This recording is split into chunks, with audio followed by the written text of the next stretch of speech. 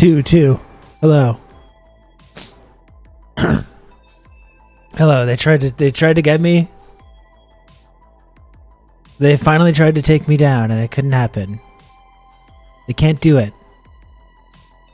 You're not going to get rid of me that easy, Twitch. Okay?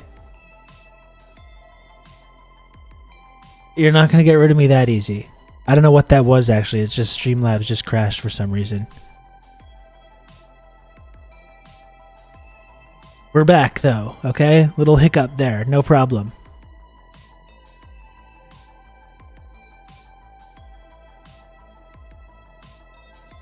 No problem.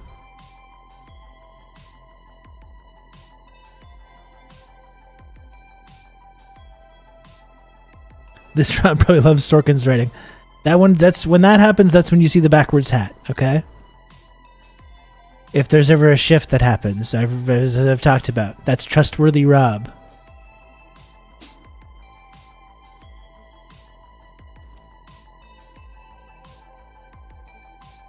Hello, Malaka.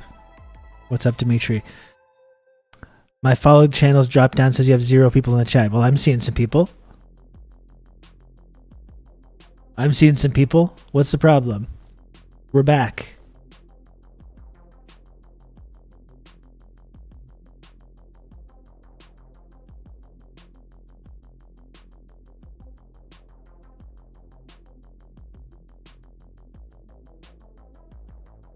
If you will it, dude, it is no dream.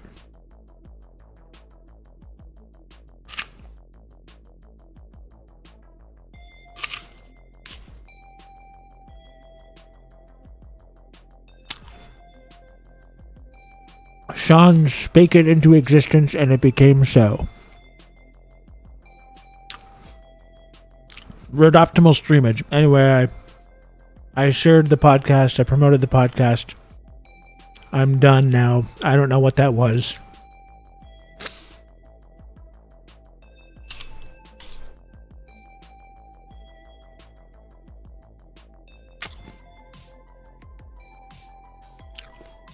Can chat get a species ID on that apple? Real Rob would never eat a Macintosh, for example. I think you all know what kind of apple this is. I think you all know.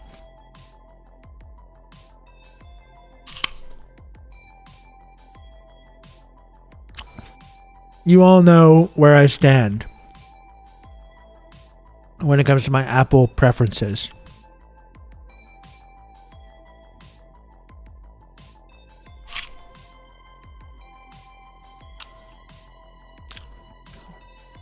There's like a 30% chance it's a Cosmic Crisp.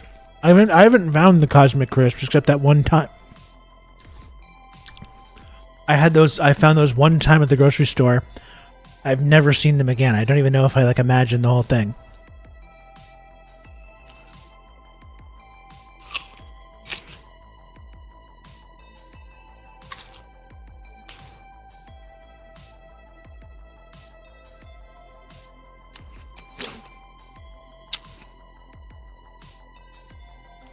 Apparently you all have access to them. I don't know. It's very cruel. I was offered this delicious new apple blend and it was just taken away from me.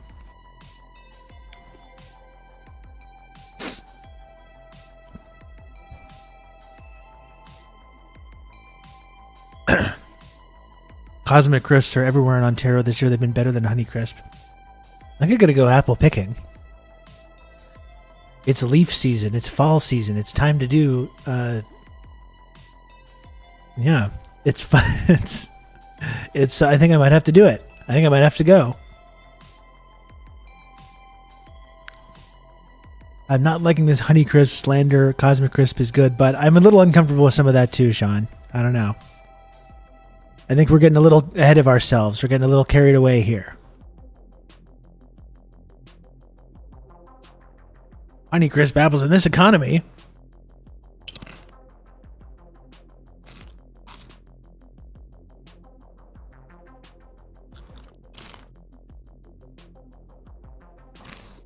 Been enjoying Jazz apples lately. Is that some kind of drug reference? Husker? Jazz apples? What does that mean?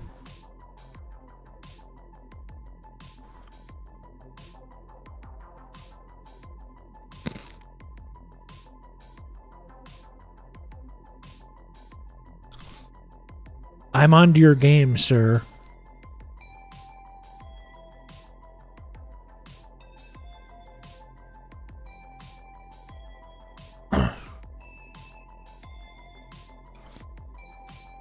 I leave for a minute to check Discord. The stream has gone unresponsive. Typical, but not for this stream. We had some minor issues here. We had some minor issues with Streamlabs. Seems to be working properly now.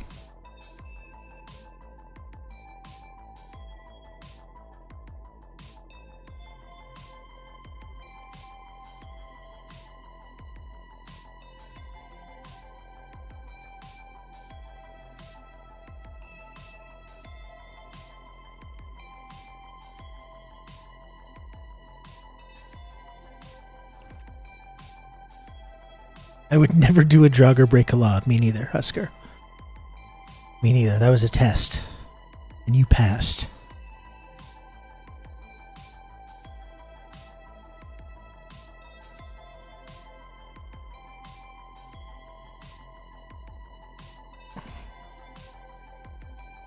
Well, I guess I shouldn't take too much longer to chat. I think I need a couple more minutes to chit-chat before getting into anything.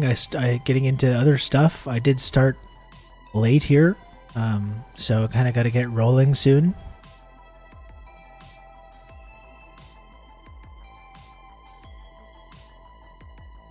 Hey, Squatch Drew, how's it going?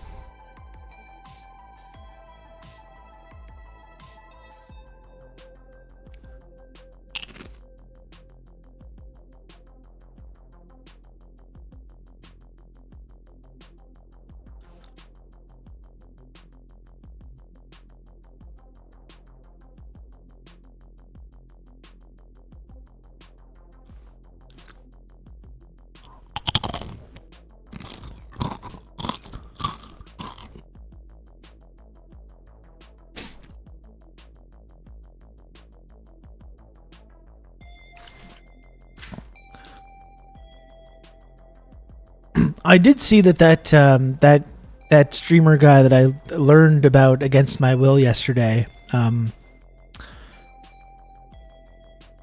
was banned from Twitch for like a 2 week. He caught a 2 week ban for making that like outrageous statement about like Palestinians and their inferior culture and that kind of stuff. Which again, I'm going to reiterate, is like a fucking crazy thing to say. When one of the primary things that people know about you personally is that you live in absolute filth and squalor, surrounded by roaches, and you're just this disgusting individual. To be talking about people's inferior culture, I think, is a little bit, maybe a little bit hypocritical. Made a little apology video and said he's going to clean his house. Oh, wow. Some of those comments, I guess, hit a little close to home, I suppose. Yeah, the guy who lives in a trash can room. That's right. A millionaire who lives in a trash dump. It is wild, Squatch. It is.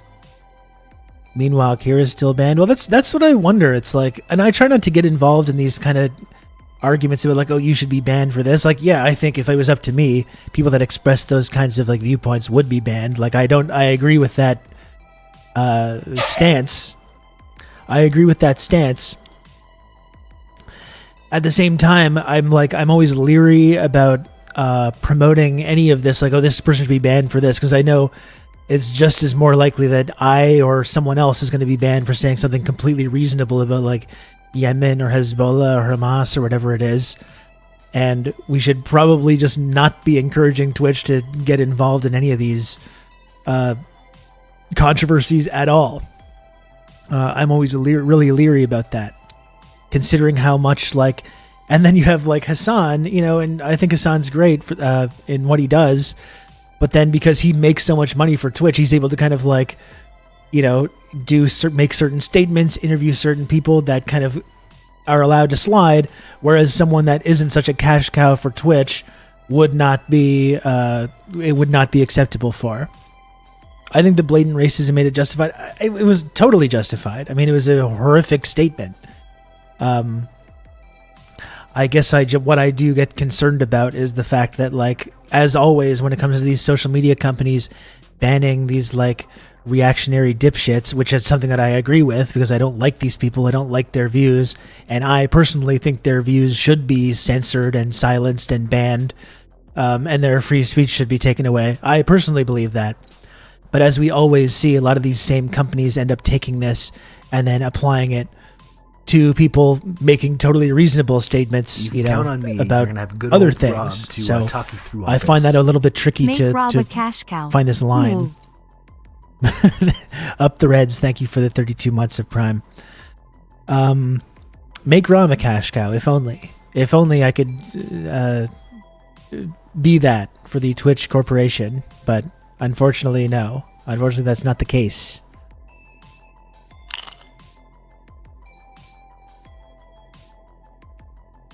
We should celebrate the Shy Heavy Die news too. Well, earlier in the stream, before I got cut off there, I did talk about that a little bit. And thanks again, Up the Reds, for the 32 months.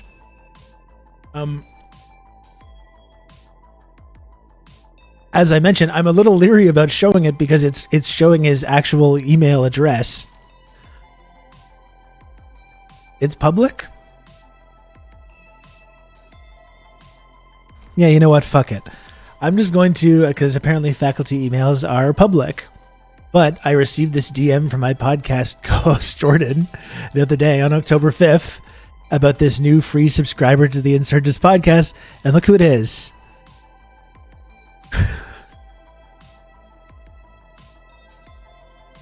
And I mean, I already talked about it and joke about it, so I just don't want to just repeat all the same shit that I was saying before, but I don't know. I don't know what's going on with this.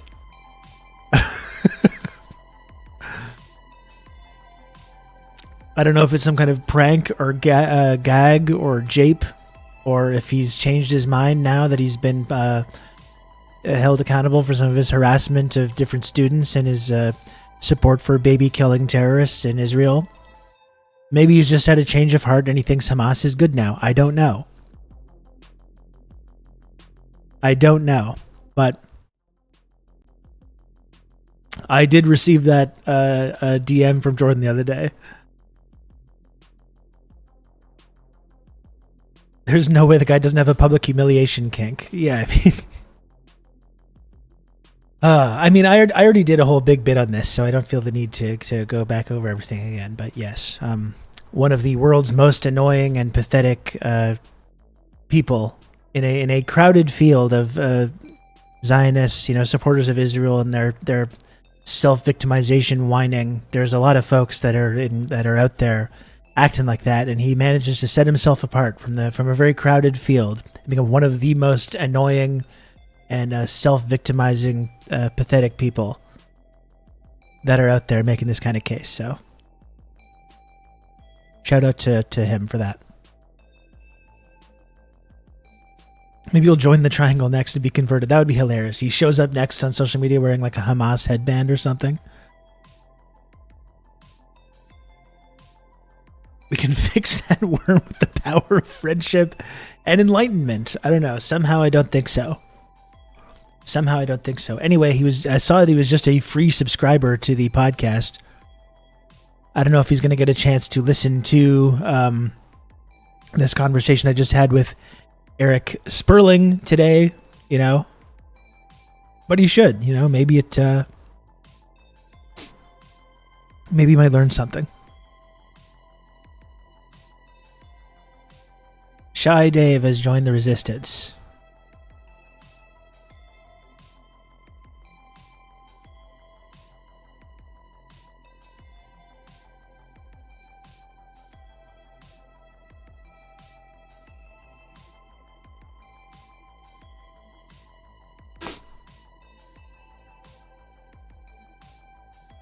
Speaking of absolutely psychotic self-victimization statements being made by supporters of Israel, I saw this today from this New York Post writer, David C. Kaufman, and I could read the transcript of it, but I think it needs to be heard to be believed. Like, it is genuine. Like, we shouldn't be surprised at any of this stuff anymore, but it's genuinely kind of shocking. You listen to this.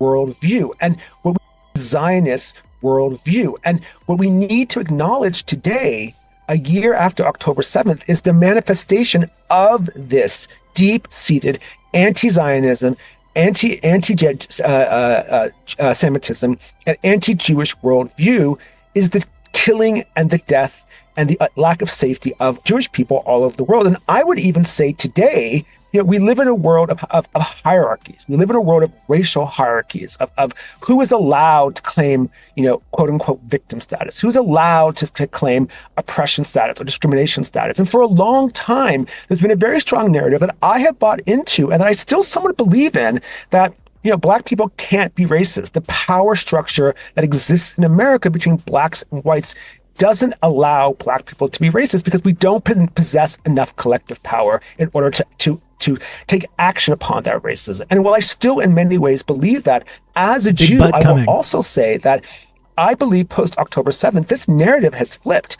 Jewish people in America are just as imperiled, just as vulnerable to discrimination and, yes, racism as Black people. And I will say, in some ways, even more. At the height of Jim Crow, at the height of segregation, yes, there were hundreds, if not thousands, of lynchings. But the objective of racial segregation and Jim Crow in America was not the extermination of Black people. It was disenfranchisement of Black people. It was economic disempowerment of Black people. It was extreme racism, but it was not the extermination. Whereas the goal of anti-Jewish people today, anti-Zionist people today in the world is to kill us. That is their goal. It is not the same thing. So today you could almost say that Jewish people are the new Black people in a way. And I honestly believe that. It pains me to say that as someone who's both Black and Jewish, who's someone whose father and aunt went to segregated schools. But this is the reality today. And Coates refuses to even give, a microgram of credence to that. And in that, he has emerged as a very, very dangerous person. And this book really is a 21st century Mein Kampf. Yeah. Wow. 21st century Mein Kampf. That's powerful phraseology. But I mean, 21st century Mein Kampf. A 21st century Mein Kampf. So this is like in a crowded field of people that are making themselves the victims. I don't know. It's like, it's so cynical and fucked up to talk about. The goal of these anti-Zionists is to kill us all, when Israel is out there massacring tens of thousands of people, is just so sick and cynical in and of itself. And then doing this this extremely cynical rhetorical thing where he's just like, I kind of still believe that Black people are the primary victims of racism, but, and then Jews are it's even worse than Jim Crow. This is like a New York Post writer. We need to acknowledge never today. Has any, what has this guy gone through that's so fucking terrible that he's comparing it to Jim Crow? What has Shai Davida gone through where they're able to talk about they're the victims, they're the primary victims of all this stuff? It is so psychotic and unhinged and completely detached from reality.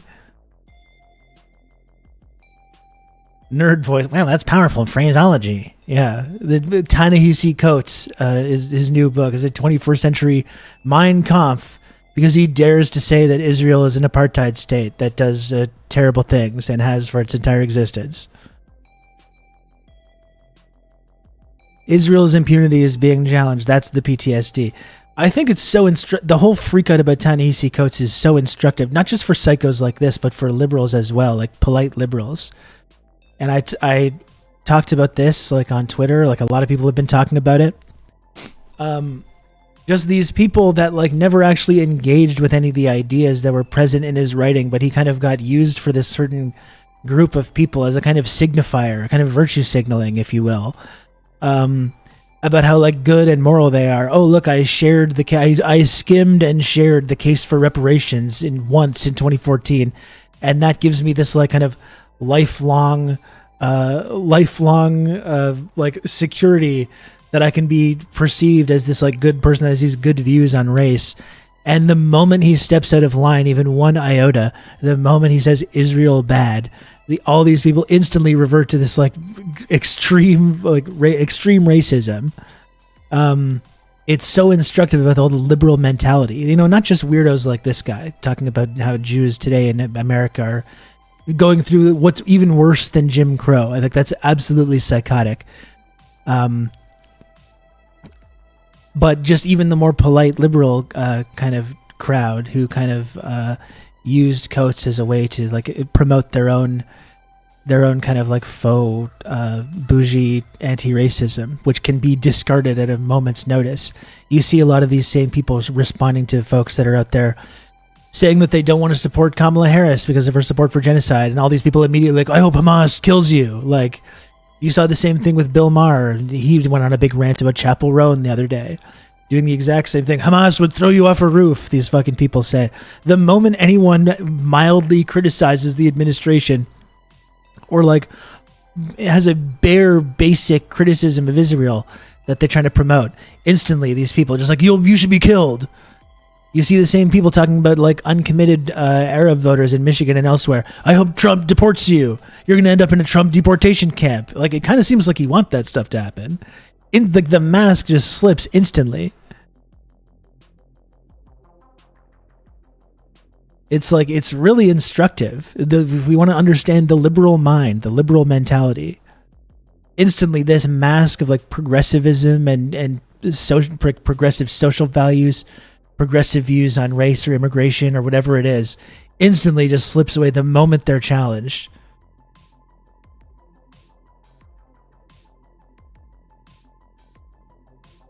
Odd how my lib friends like to picture me in a death camp. Yeah, it's weird how they go immediately to that. That's the first instinct. The first instinct. But again, like just this case that this person's making. Who is this? It's a New York Post writer, David Kaufman, suggesting that Jews today in America are like going through even worse than what black people experience with Jim Crow is one of the most psychotic things that I've heard one of these folks say. Maybe even giving Shai Davidi a run for his money in terms of actually like one of these completely self-important, self-victimizing lunatics who is like so upset about the idea of people in student groups or Ta-Nehisi Coates or whoever being against Israel, doing genocide against Palestinians, which being 100% promoted by and sponsored by the United States government, instantly shifting into this kind of rhetoric. Bill Maher, the Bible is completely wrong and fake, except for that one part. He carves, that didn't make it into Religulous. The Bill Maher Religulous documentary, that didn't make it into this. The fact that these Jewish supremacists in Israel have the unfettered right to just massacre little kids because the Bible says that the land belongs to them. That doesn't quite make it into his view of like atheism, his reactionary liberal atheism that he likes to promote, which is really, as we've talked about with a lot of like the new atheist movement when it comes to people like Sam Harris, Bill Maher, any of these people, is just basically a sort of like normalized Islamophobia. Or Richard Dawkins as well. Richard Dawkins has even gone back and walked back a lot of this stuff. Oh, it turns out this kind of cultural Christianity I'm kind of okay with. It's basically just Islam that I have a big issue with. It turns out that's been the main animating force of all my commentary on this subject for the entire time I've been doing this.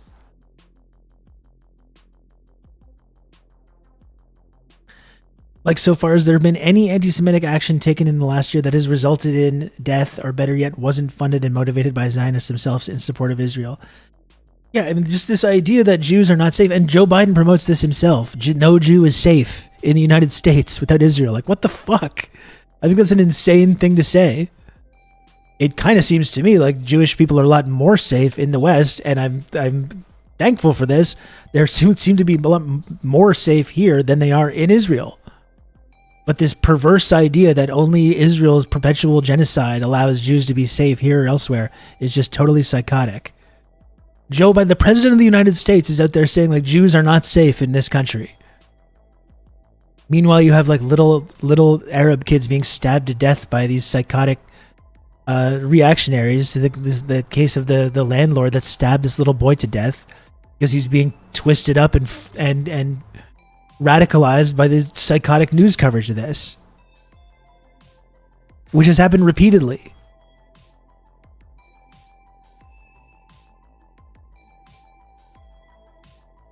Joe Biden saying that was extremely dark.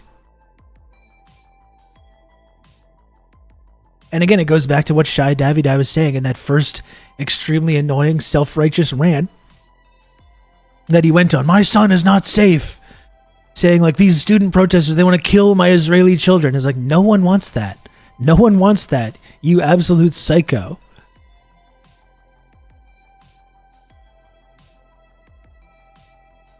And it shows also how fundamentally reactionary the Zionist ideology is, because it has, this self-victimization is rampant across like the right-wing conservative movement. Like they have this pathological self-victimization complex.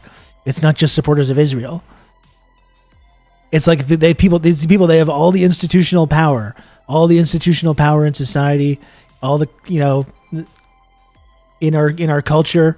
And all they do is make up things to get upset about, make up things that scare them, and make them things that show that they're being marginalized and they're being attacked. Just inventing things to be scared of.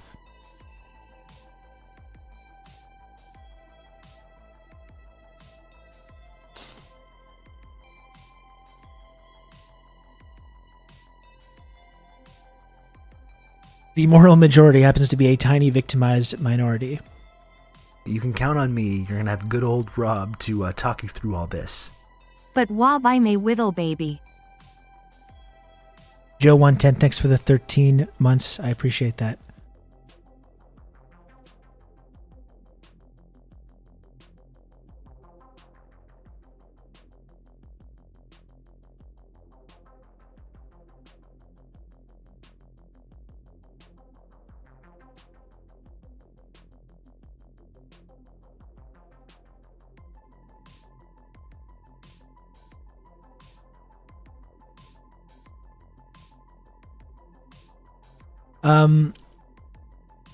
So Alexandro just said something interesting. Said anti-Semitism making the world dangerous for Jewish folk. Philo-Semitism telling Jewish folk the world is dangerous except for this one genocidal U.S. outpost called Israel.